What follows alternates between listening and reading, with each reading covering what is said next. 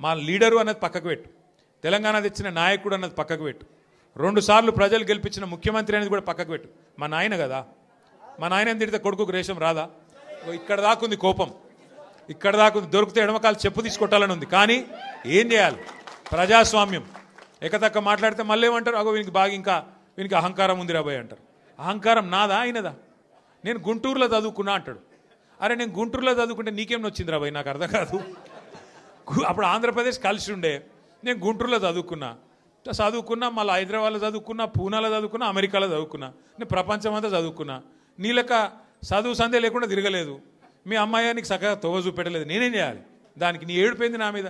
అవో వీనికి ఇంగ్లీష్ వస్తుంది అంటాడు. అరే నాకు వస్తే నీకేం నొప్పిరా నాయన? నేర్చుకో.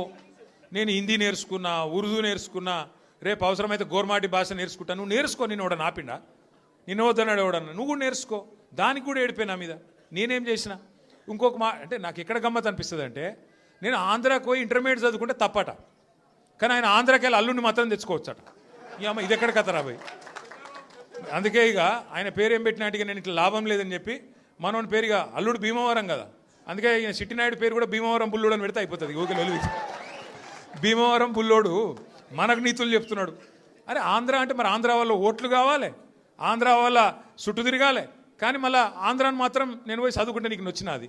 నీకేం బాధ అవుతుంది? నాకు అర్థం కాదు.